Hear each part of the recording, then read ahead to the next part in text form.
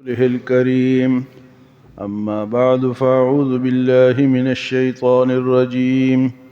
بسم الله الرحمن الرحيم. يا أيها النبي اتق الله ولا تطع الكافرين والمنافقين إن الله كان عليما حكيما. واتبع ما يوحى إليك من ربك إن الله كان بما تعملون خبيرا. وتوكل على الله وكفى بالله وكيلا. يا أيها النبی، میرے نبی، اتق اللہ، اللہ سے ڈرو، ولا تطع الکافرین والمنافقین، اور کافروں اور منافقوں کی بات کو نہ مانو، ان اللہ کان علیما حکیما، بے شک اللہ تعالی جاننے والا اور حکمت والا ہے۔ واتبع ما یوحى الیک من ربک، اور آپ تابعداری کریں اس وحی کی جو آپ کی طرف کی جاتی ہے۔ ان اللہ کان بما تعملون خبیرا، بے شک اللہ تعالی جو کچھ تم کرتے ہو اس کی خبر رکھتا ہے۔ وتوکل علی اللہ، اور بھروسہ کرو اللہ تعالیٰ پر، وکفی باللہ وکیلا، اور وہ کافی ہے کارساز۔ آج یہاں سے سورۃ احزاب شروع ہو رہی ہے۔ 21ویں سپارے میں یہ شروع ہو رہی ہے، 22ویں سپارے میں یہ ختم ہوتی ہے۔ سورۃ احزاب کا مطلب ہے حزب، سے احزاب جمع ہے۔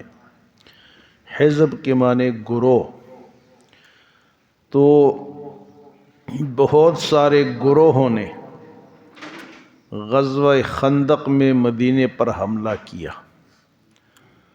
تو ان گروہوں کی اس میں تفصیل ہے، تو اس لیے اس کا نام سورۃ احزاب ہے، یعنی گروہوں والی سورت۔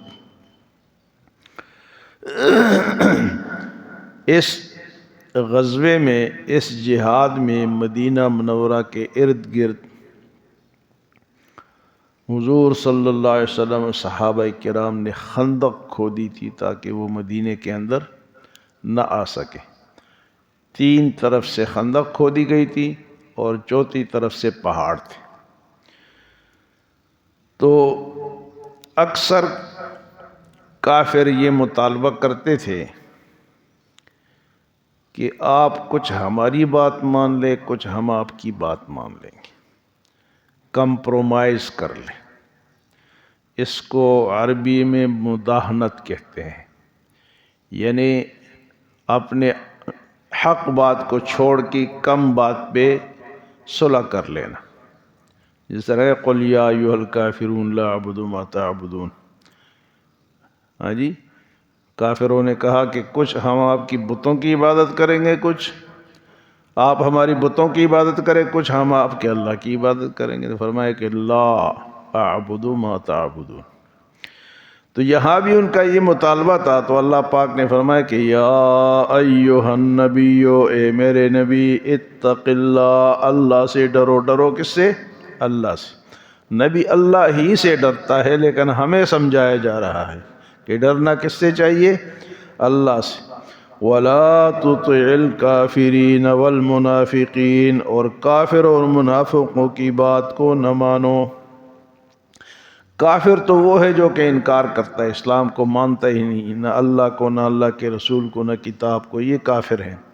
اور منافق جو ہے یہ چھپا ہوا ہوتا ہے، بظاہر تو یہ اپنے آپ کو مسلمان کہتا ہے، لیکن اندر سے یہ کافر ہوتا ہے، اس کو منافق کہا جاتا ہے۔ جو کہ دل سے مسلمان نہ ہو وہ منافق ہوتا ہے۔ اور ایک ہوتا ہے عملی منافق، اور ایک جو ہے وہ پکا کافر منافق ہوتا ہے۔ عملی منافق اس کو کہتے ہیں کہ جو منافق جیسا کام کرے، اوپر سے کچھ ہو اور اندر سے کچھ ہو، یہ عملی منافق ہے۔ اور ایک وہ منافق ہے جو کہ عقیدتاً منافق ہے، اس کے عقیدے میں یہ کہ اسلام کچھ بھی نہیں ہے، یہ جھوٹ ہے، میں مانتا ہی نہیں ہوں، بظاہر اپنے آپ کو مسلمان کہتا ہے۔ فرمایا کہ ان دونوں کی بات کو نہ مانو۔ تو یہ حضور صلی اللہ علیہ وسلم تو ان کی بات کو نہیں مانتے تھے، یہ ہمیں سمجھایا جا رہا ہے کہ کافروں اور منافقوں سے بچو، کافروں اور منافقوں سے بچو، یہ تمہارے خیر خواہ نہیں ہو سکتے۔ آج کل آپ دیکھتے ہیں کہ تمام مسلمان کافروں کی باتوں کو مانتے ہیں۔ اللہ فرماتا ہے کہ ان کی باتوں کو نہ مانو، منافقین کی باتیں اور کافروں کی باتوں کو ان کی تابعداری نہ کرو، یہ تمہارے خیر خواہ نہیں ہو سکتے۔ تو کافر کب مسلمان کا؟ آج آپ دیکھتے ہیں کہ جتنے بھی مسلمان ملک ہیں ان کے جو بھی مشیر ہیں، جو مشورے ہیں، وہ کافروں سے ہوتے ہیں۔ 1940 میں افغانستان میں داؤد شاہ تھا یا اس سے پہلے کوئی حکمران تھا، اس کو روس نے کہا تھا کہ اپنے بچوں کو ہمارے اداروں میں بھیجو 1940، اور ہم ان کو پڑھائیں گے، فری میں پڑھائیں گے، اور تمہارے کالجوں میں ہم اپنے استاد بھیجیں گے، وہ تمہارے بچوں کو فری پڑھائیں گے، ان کو تنخواہیں ہم دیں گے۔ تو یہ بات اخبار میں آئی، اخبار میں کسی نے مولانا حسین احمد مدنی رحمۃ اللہ علیہ کو بتائی تو آپ رونے لگے۔ فرمایا کہ اگر ظاہر شاہ تھا، ظاہر شاہ بادشاہ تھا اس کا، تو کہا کہ ظاہر شاہ نے اگر یہ کر دیا تو بہت بڑی غلطی کرے گا۔ تو ظاہر شاہ نے وہاں سے طلباء بھیج دیے، فری میں پڑھا رہے تھے اور استاد بھی منگائے۔ تو بعد میں تو مولانا حسین احمد مدنی رحمۃ اللہ علیہ رونے لگے کہ یہ بہت بڑا ظلم کر رہا ہے، اس کو یہ نہیں کرنا چاہیے۔ تو بعد میں جب وہ آئے تو ان میں سے ایک طالب علم کو باپ نے کہا کہ تمہاری شادی کرنا چاہتا ہوں، تو اس نے کہا ٹھیک ہے میری بہن سے میری شادی کر دو۔ اس نے کہا کیا کہہ رہے ہو؟ اس نے کہا یہی کہہ رہا ہوں کہ عورتیں بس سب ایک جیسی ہوتی ہیں، ان کا ایک ہی مقصد ہوتا ہے۔ تو یہ وہاں سے پڑھ کے آئے تھے، تو وہاں سے جب پڑھ کے آئیں گے تو وہ پھر یہ باتیں کریں گے۔ تو باپ نے اس کو گولی ماری، اس کو ختم، وہ تو مسلمان تھا، کا پرانا افغانی تھا، اس کو گولی مار کے اس کو ختم کر دیا۔ آج کل IMF، ورلڈ بینک اور یہ لوگ جو ہیں ہمیں مشورے دیتے ہیں، ہماری پالیسیاں یہ بناتے ہیں، تو کیا وہ اچھی بنائیں گے؟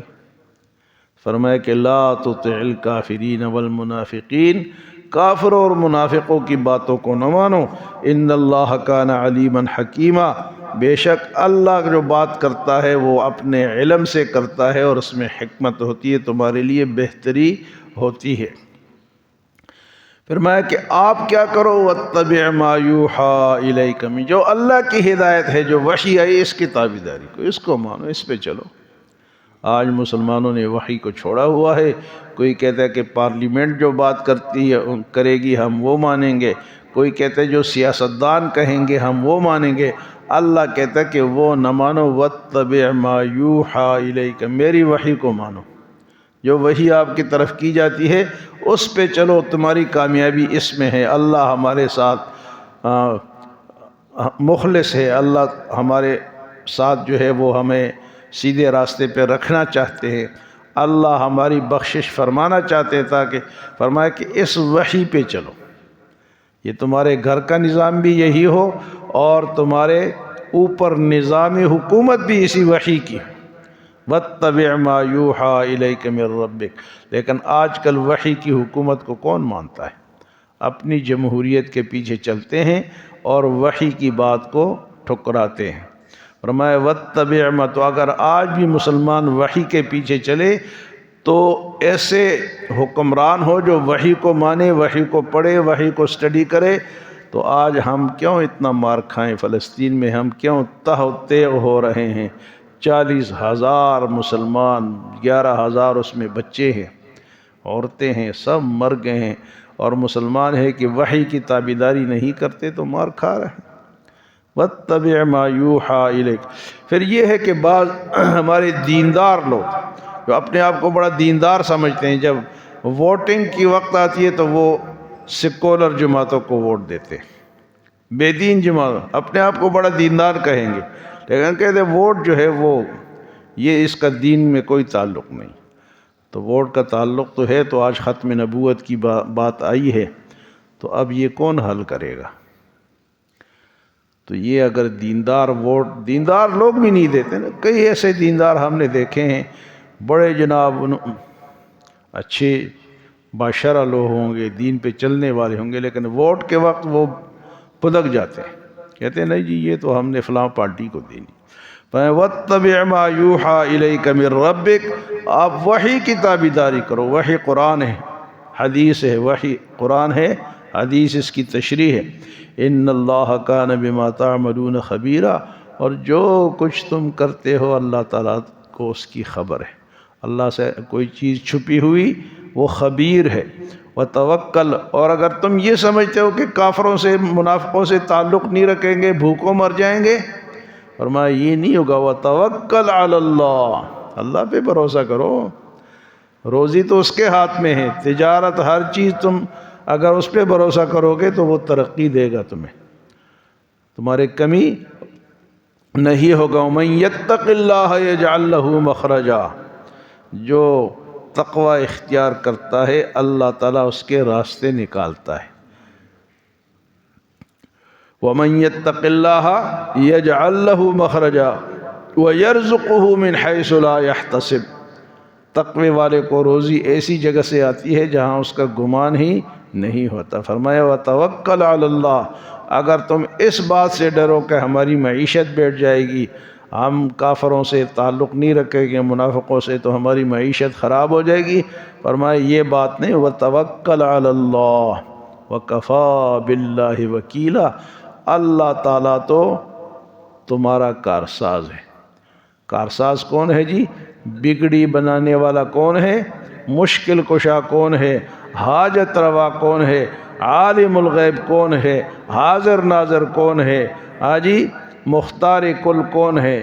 اللہ. وکفا باللہ وکیلا، اللہ ہی تمہارا کارساز ہے. تو ہمارا کارساز کون ہے جی؟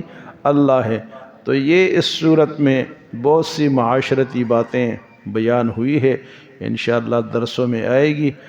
رمضان میں انشاءاللہ تعالی صبح بھی درس ہوتا ہے، عصر کے بعد بھی ہوتا ہے، عشاء کے بعد بھی ہوتا ہے، اور مقصد یہ ہوتا ہے کہ مسلمان مسجدوں میں زیادہ آتے ہیں تو ان کو دین کی بات پہنچے، ان کو سمجھ آئے اور ان کو فائدہ ہو. اللہ ہمیں عمل اور سمجھ کی توفیق عطا فرمائے.